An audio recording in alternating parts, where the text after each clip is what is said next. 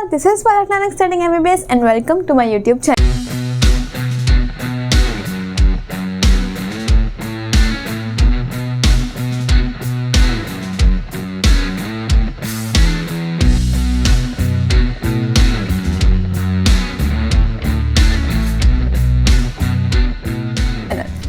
आज हम कंटिन्यू करेंगे हमारे जेनेटिक्स के चैप्टर के साथ।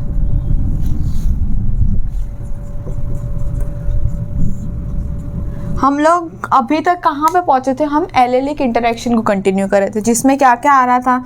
इनकम्प्लीट डोमिनेंस आ रहा था, कोडोमिनेंस आ रहा था, एबीओ ब्लड ग्रुप आ रहा था, स्टार्च ग्रेन सिंथेसिस आ रहा था एंड व्हाट नॉट जो भी था।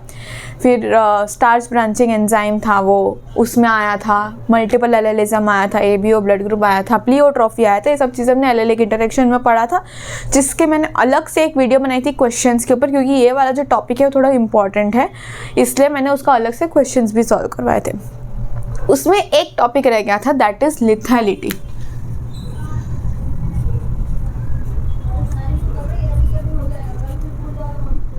या लीथल जीन। तो देखो,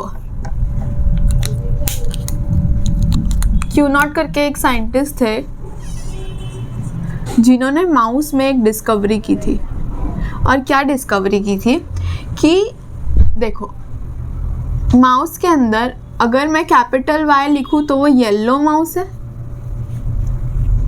और अगर मैं स्मॉल वाई लिखूं तो वो ब्राउन कलर देगा। ठीक है, तो अब अगर मैं बोलूँ कैपिटल वाई तो येलो होगा, कैपिटल वाई तो भी येलो होगा, स्मॉल वाई तो ब्राउन होगा। तो पर ये जो है ना कैपिटल वाई वो किसी कारण की वजह से रह ही नहीं पाते थे, हमेशा मर जाते थे पैदा होते ही। तो अगर मैं इस कंडीशन में अगर येलो बोलूँ तो वो कैपिटल वाई स्मॉल वाई होगा, और अगर ब्राउन बोलूँ तो स्मॉल वाई होगा। समझे? तो एक बार मैं आपको क्रॉस करके बताऊं ब्राउन वर्सेस ब्राउन का, तो आप करोगे तो क्या आएगा? करके देखो, ब्राउन यानी small Y cross small Y, तो क्या आएगा? स्मॉल वाई यानी कि सारी की सारी क्या होगी? ब्राउन। अगर मैं आपको बोलूँ क्रॉस करने का येलो वर्सेस येलो मतलब कैपिटल वाई स्मॉल वाई की बात कर रही हूँ मैं यहाँ पे, क्योंकि कैपिटल वाई तो एग्जिस्ट नहीं करते। तो क्या होगा? कैपिटल वाई स्मॉल वाई टिंग टिंग, कैपिटल वाई स्मॉल वाई। अब ये वाला तो रहेगा ही नहीं, पैदा ही नहीं होगा, ये लीथल जीन है तो मर जाएगा। तो क्या रहा हमारे पास इसमें रेशियो? 2:1, 2 येलो होंगे और 1 ब्राउन होगा। समझ रहे हो डिफरेंस? नॉर्मल डोमिनेंस और इससे जनरली 3:1 आना चाहिए था येलो और ब्राउन का, पर क्योंकि एक तो हर बार ही मर जाएगा तो 3:1 की जगह क्या आएगा? 2:1। अब अगर मैं येलो और ब्राउन का करवाऊँ क्रॉस तो क्या आएगा? कैपिटल वाई स्मॉल वाई को क्रॉस करेंगे स्मॉल वाई, तो capital Y small Y, capital Y small Y, क्या आया? 2:1। इसमें भी 1:1 सॉरी, मतलब 2 येलो है और 2 ब्राउन है। समझ पा रहे हो? तो इससे मैं लीथल जीन या लिथैलिटी को क्या बताना चाह सकती हूँ? Lethal gene cause death of organism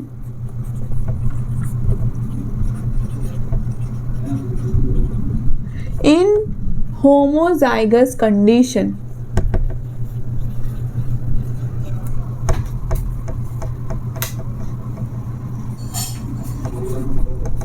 है ना?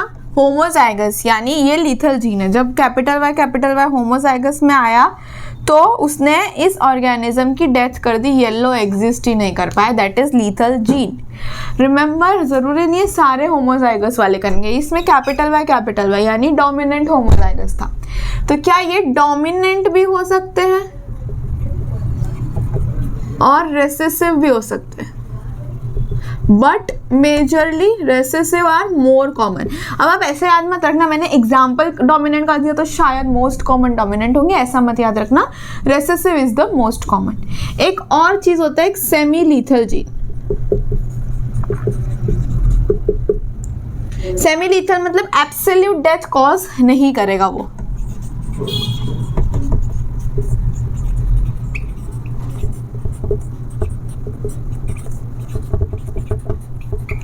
ठीक है,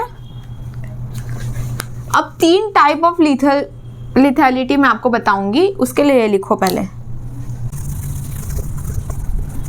सो we will start with types of lethal gene. 3 type की है।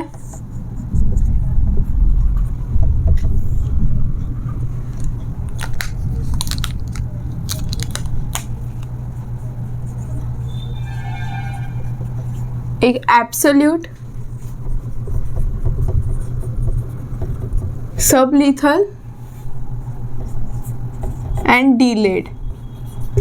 नाम से ही पता चल जाएगा, आगे कुछ बढ़ने की जरूरत ही नहीं है। एब्सोल्यूट, सब लीथल और डीलेड। एब्सोल्यूट यानी ऑन द स्पॉट डेथ हो रही है। क्या हो रही है? Death before birth, that is absolute. For an example, haemophilia.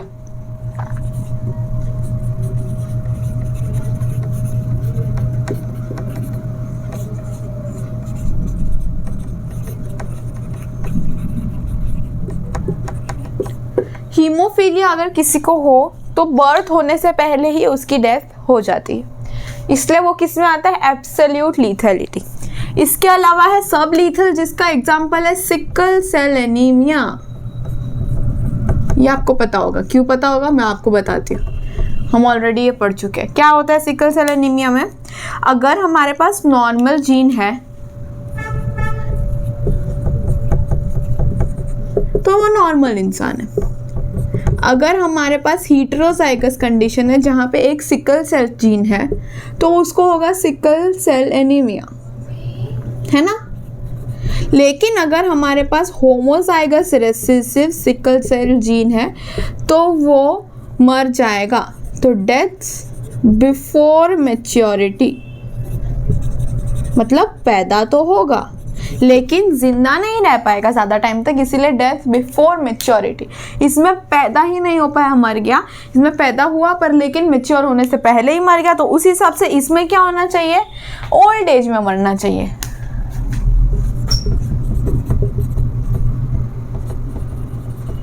और ओल्ड एज की बीमारी सबसे कॉमन क्या चलती है? चलो पिक्चरों में, मूवीज में क्या क्या चलती है?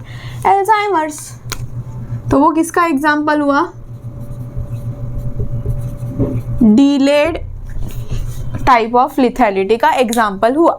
इसके साथ साथ हमारे फाइनली एलेलिक इंटरेक्शन खत्म होते हैं। Next we will move on to non allelic interaction. So just finish this. Interaction between two genes present on different loci of same chromosome or different chromosome which produce different phenotype। सब ऊपर से गया, very good. देखो, non allelic interaction एक ऐसा topic है जितना detail में करने की हमको ज़रूरत नहीं। अभी तो मैं जो आपको जितना जितना बोलूँगी उतना ही आप समझ लो, ज़्यादा दिमाग लगाने की नहीं ज़रूरत है, ठीक है। तो अभी इसको पढ़ के तो आपको कुछ समझ में नहीं आएगा, तो मैं आपको बताती हूँ। जब मैंने एलेलिक इंटरेक्शन पढ़ाया था तो उसके साथ नॉन एलेलिक इंटरेक्शन भी साथ में आपको एक टेबल बनवाई थी। टेबल नहीं कह सकते बट हाँ ऐसा था, जीन 1 और जीन 2 के अंदर दोनों में अपने अपने पर्सनल एलील्स है। तो एलील 1, एलील 2, इसमें भी अपना पर्सनल एलील 1, एलील 2,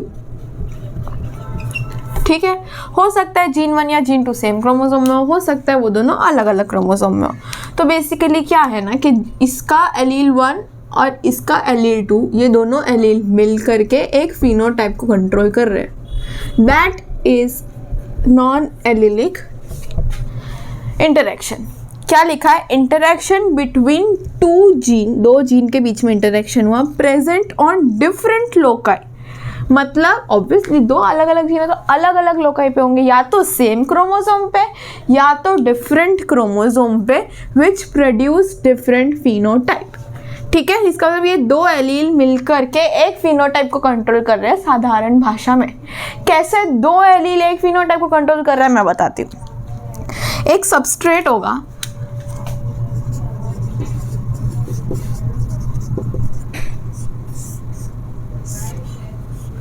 वो बनाएगा एक इंटरमीडिएट, और वो इंटरमीडिएट फर्दर जाके हमारा प्रोडक्ट बनाएगा।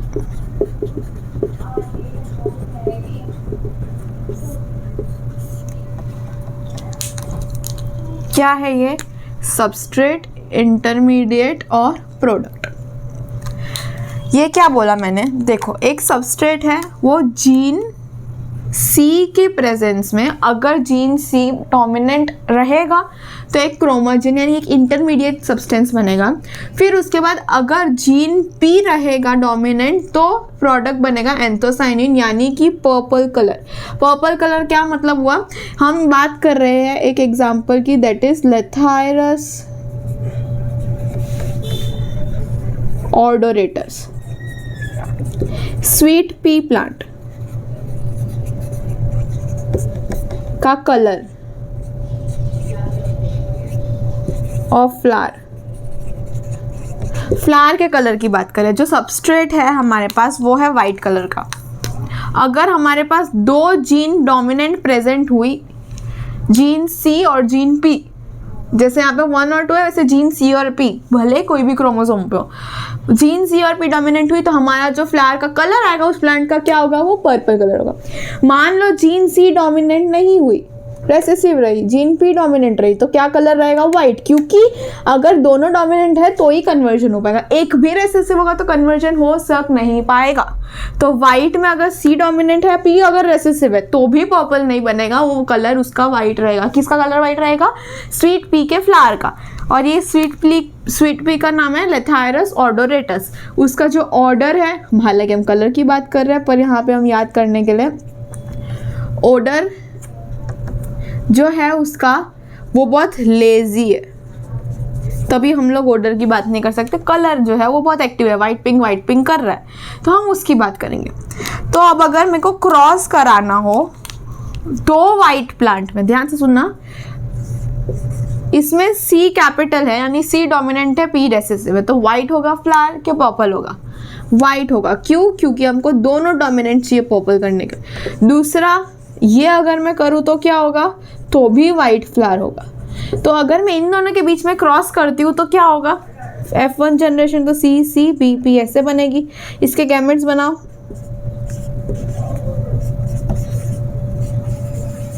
ये गैमेट्स बने और इसका क्रॉस कराओ इन चारों का। चलो करवाते हैं, डाई हाइब्रिड क्रॉस करो। आई डोंट थिंक सो इधर आएगा, मैं इरेज करके करती हूँ। Capital C capital P, capital C small C capital P, small P. ठीक है, हम सी पी थोड़ा ऐसे दिखे अलग अलग वैसा करते हैं। Capital C capital P, capital C small C capital P, small P.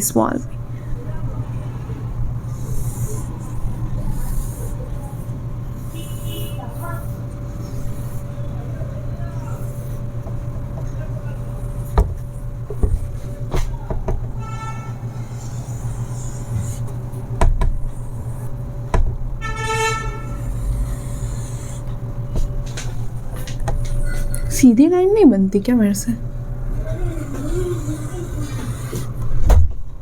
ठीक है, चलो कंटिन्यू करते हैं।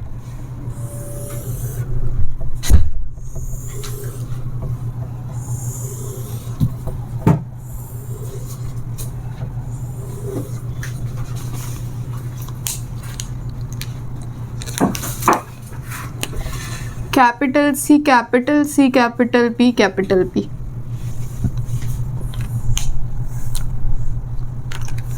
इसमें capital C capital P, small P. रुक जा,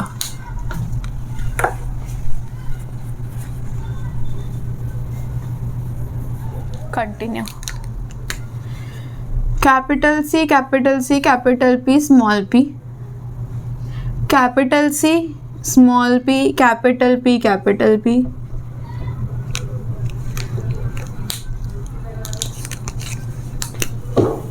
नहीं रुक जाओ, कंफ्यूजन के। Capital C capital P, small P. ठीक है, capital C capital C capital P small P, capital C small P,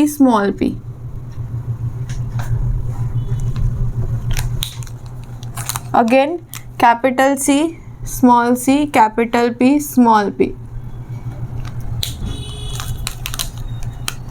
capital C small P, capital C capital P, capital C capital P small P, small C capital P, capital P, small C capital P small P, फिर capital C capital P small P,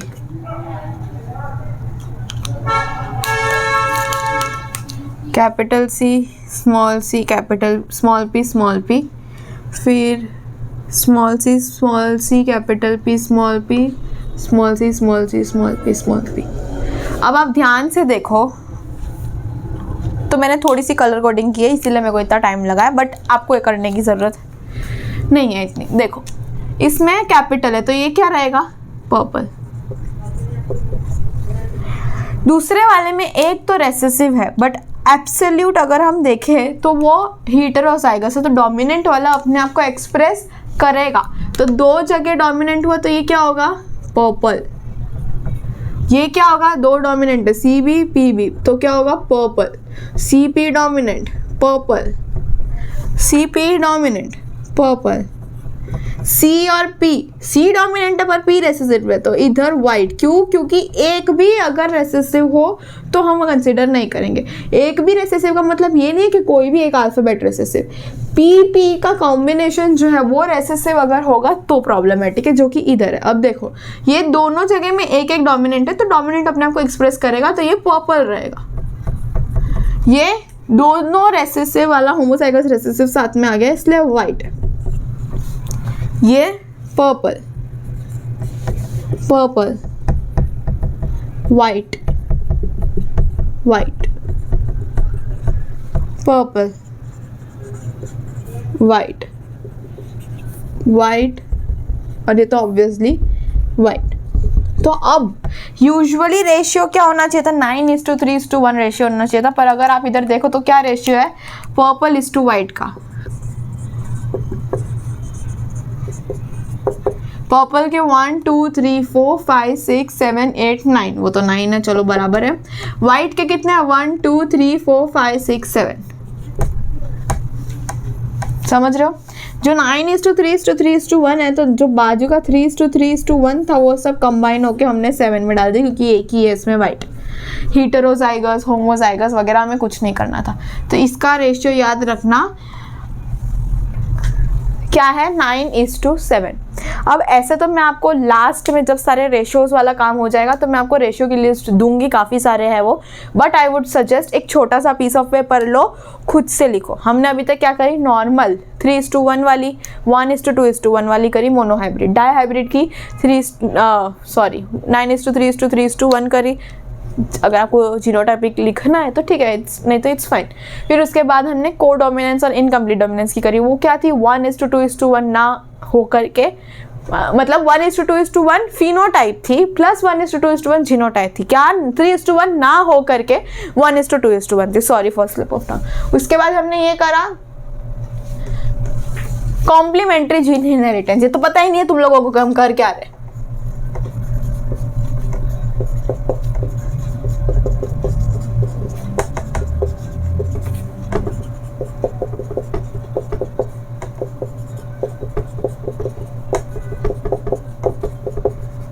non allelic interaction के अंदर complementary gene inheritance हम पढ़ रहे हैं, उसका ratio है 9:7। ठीक है, आज के लिए इतना रखते हैं। नेक्स्ट क्लास में हम एपिस्टेक्सिस के साथ चालू करेंगे, आगे के थोड़े कॉम्प्लिकेटेड होते जाएंगे। तो मैं आपको जितना पढ़ाऊंगी उतना ही आपको पढ़ना है, डिटेल में नहीं पढ़ना है। जहाँ बहुत ज़्यादा डिटेल करना था वहाँ मैंने पढ़ाया था डिटेल, अब शॉर्ट में पढ़ाऊंगी, तो इसलिए टेंशन वाली कोई बात नहीं है।